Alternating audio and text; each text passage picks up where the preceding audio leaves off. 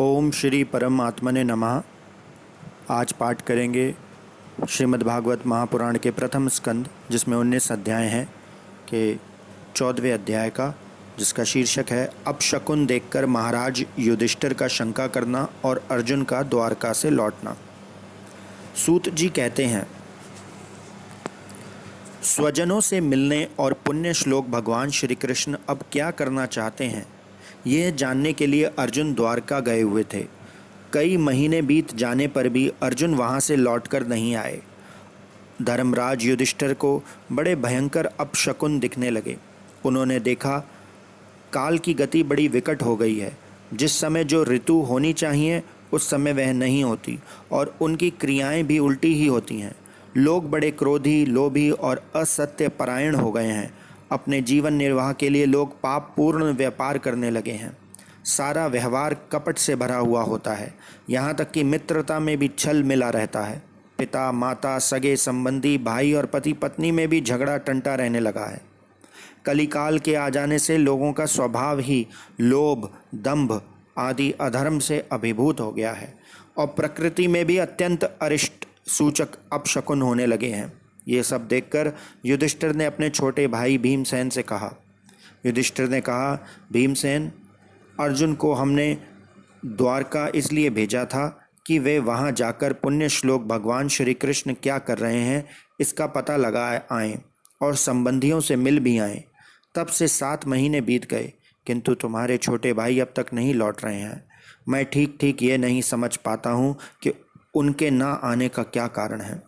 कहीं देव ऋषि नारद के द्वारा बतलाया हुआ वह समय तो नहीं आ पहुंचा है जिसमें भगवान श्री कृष्ण अपने लीला विग्रह का संवरण करना चाहते हैं।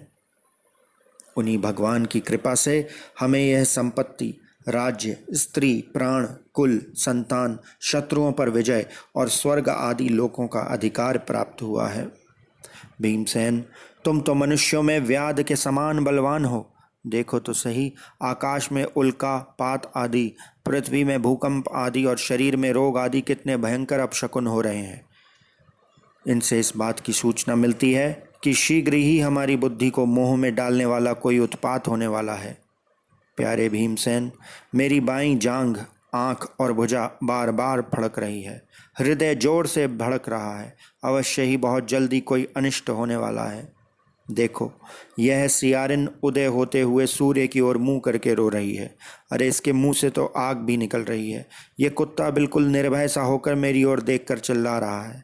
भीमसेन, गौ आदि अच्छे पशु मुझे अपने बाएं करके जाते हैं और गधे आदि बुरे पशु मुझे अपने दाहिने कर देते हैं। मेरे घोड़े आदि वाहन मुझे रोते हुए दिखाई देते हैं। यह मृत्यु का दूत पेडुखी, उल्लू और उसका प्रतिपक्षी कौआ रात को अपने कर्ण कठोर शब्दों से मेरे मन को कपाते हुए विश्व को सूना कर देना चाहते हैं। दिशाएं धुंधला हो गई हैं। सूर्य और चंद्रमा के चारों ओर बार बार मंडल बैठते हैं। ये पृथ्वी पहाड़ों के साथ कांप उठती है और बादल बड़े जोर जोर से गरजते हैं और जहां तहां बिजली भी गिरती ही रहती है। शरीर को छेदने वाली एवं धूली वर्षा से अंधकार फैलाने वाली आंधी चलने लगी है। बादल बड़ा डरावना दृश्य उपस्थित करके सब ओर खून बरसाते हैं। देखो, सूर्य की प्रभा भी मंद पड़ गई है। आकाश में ग्रह परस्पर टकराया करते हैं। भूतों की घनी भीड़ में पृथ्वी और अंतरिक्ष में आग सी लगी हुई है। नंदी, नद, तालाब और लोगों के मन शुद्ध हो रहे हैं। घी से आग नहीं जलती। यह भयंकर काल ना जाने क्या करेगा। बछड़े दूध नहीं पीते, गौएं दूहने नहीं देती। गौशालाओं में गायें आंसू बहा बहा कर रो रही हैं। बैल भी उदास हो रहे हैं। देवताओं की मूर्तियां रो सी रही हैं। उनमें से पसीना चूने लगता है और वे हिलती डुलती भी हैं। भाई, ये देश, गांव, शहर, बगीचे, खाने और आश्रम श्रीहीन और आनंद रहित हो गए हैं। पता नहीं ये हमारे किस दुख की सूचना दे रहे हैं। इन बड़े बड़े उत्पातों को देखकर मैं तो ऐसा समझता हूँ कि निश्चय ही यह भाग्यहीन भूमि भगवान के उन चरण कमलों से, जिनका सौंदर्य तथा जिनके ध्वजा, व्रज, अंकुश आदि विलक्षण चिन्ह और किसी भी कहीं भी नहीं है, रहित हो गई हैं। शौनक जी, राजा युधिष्ठिर इन भयंकर उत्पातों को देखकर मन ही मन चिंतित हो रहे थे कि द्वारका से लौटकर अर्जुन आए। युधिष्ठिर ने देखा अर्जुन इतने आतुर हो रहे हैं जितने पहले कभी नहीं देखे गए थे। मुंह लटका हुआ है, कमल सरी के नेत्रों से आंसू बह रहे हैं और शरीर में बिल्कुल कांति नहीं है। उनको इस रूप में अपने चरणों में पड़ा देखकर युधिष्ठिर घबरा गए। देव ऋषि नारद बातें करते उन्होंने सुहृदयों के सामने ही अर्जुन से पूछा। युधिष्ठिर ने कहा, भाई, द्वारकापुरी में हमारे स्वजन संबंधी मधु, भोज, दशार, आहर, सात्वत, अंधक और वृषवंशी यादव कुशलता से तो हैं। हमारे माननीय नाना शूरसेन जी प्रसन्न हैं। अपने छोटे भाई सहित मामा वसुदेव जी तो कुशलता पूर्वक हैं। उनकी पत्नियां हमारी मामी देवकी के आदि 7 बहनें अपने पुत्रों और बहुओं के साथ आनंद से तो हैं। जिनका पुत्र कंस बड़ा ही दुष्ट था, वे राजा उग्रसेन अपने छोटे भाई देवक के साथ जीवित तो हैं ना। हृदीक अपने पुत्र कृतवर्मा, अक्रूर, जयंत, गद, सारण तथा शत्रुजित आदि यादव वीर सकुशल है ना। यादवों के प्रभु बलराम जी तो आनंद से हैं। वृषवंशी के सर्वश्रेष्ठ महारथी प्रद्युम्न सुख से तो हैं। युद्ध में बड़ी फुर्ती दिखाने वाले भगवान अनिरुद्ध आनंद से हैं ना। सुषेण, चारुदेशेण, जामवती नंदन सांब और अपने पुत्रों के सहित ऋषभ आदि भगवान श्री कृष्ण के अन्य सब पुत्र भी प्रसन्न है ना। भगवान श्री कृष्ण के सेवक श्रुतदेव, उद्धव आदि और दूसरे सुनंद, नंद आदि प्रधान यदुवंशी जो भगवान श्री कृष्ण और बलराम के बाहुबल से सुरक्षित हैं, सबके सब सकुशल हैं ना। हमसे अत्यंत प्रेम करने वाले वे लोग कभी हमारा कुशल मंगल भी पूछते हैं। भक्तवत्सल ब्राह्मण भक्त भगवान श्री कृष्ण अपने स्वजनों के साथ द्वारका की सुधर्मा सभा में सुखपूर्वक विराजते हैं ना। वे आदि पुरुष बलराम जी के साथ संसार के परम मंगल, परम कल्याण और उन्नति के लिए यदुवंश रूपी क्षीर सागर में विराजमान हैं। उन्हीं के बाहुबल से सुरक्षित द्वारकापुरी में यदुवंशी लोग सारे संसार के द्वारा सम्मानित होकर बड़े आनंद से विष्णु भगवान के पार्षदों के समान विहार कर रहे हैं। सत्यभामा आदि 16,000 रानियां प्रधान रूप से उनके चरण कमलों की सेवा में ही रत रहकर उनके द्वारा युद्ध में इंद्र आदि देवताओं को भी हराकर इंद्राणी के भोग योग्य तथा उन्हीं की अभिष्ट परिजात आदि वस्तुओं का उपभोग करती हैं। यदुवंशी वीर श्री कृष्ण के बाहुदंड के प्रभाव से सुरक्षित रहकर निर्भय रहते हैं और बलपूर्वक लाई हुई बड़ी बड़े देवताओं के बैठने योग्य सुधर्मा सभा को अपने चरणों से आक्रांत करते हैं। भाई अर्जुन, ये भी बताओ कि तुम स्वयं तो कुशल से हो ना।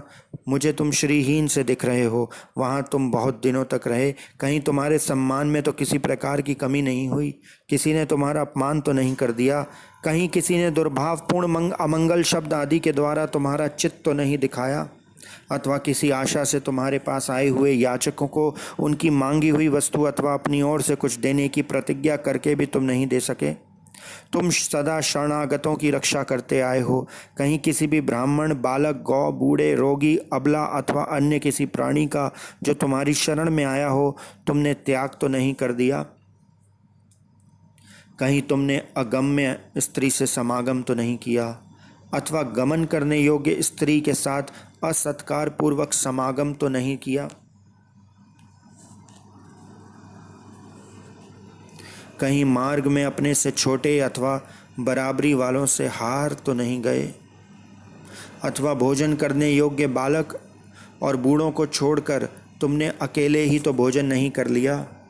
मेरा विश्वास है कि तुमने ऐसा कोई निंदित काम तो नहीं किया होगा जो तुम्हारे योग्य ना हो अपने प्रियतम अभिन्न हृदय परम सुहृदय भगवान श्री कृष्ण तुम रहित हो गए हो। इसी से तुम अपने को शून्य मान रहे हो। इसके सिवा दूसरा कोई कारण नहीं हो सकता जिससे तुमको इतनी मानसिक पीड़ा हो रही। इति श्रीमद्भागवते महापुराणे पारमहंस्यां साहित्यां प्रथम स्कंदे युधिष्ठिर वितर्को नाम चतुर्थ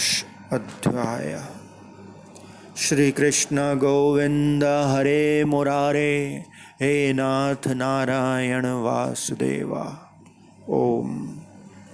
कृपया चैनल को सब्सक्राइब करें ताकि हम इस प्रकार के और वीडियोस बनाते रहें। धन्यवाद। श्री कृष्ण गोविंद हरे मुरारे, हे नाथ नारायण वासुदेवा।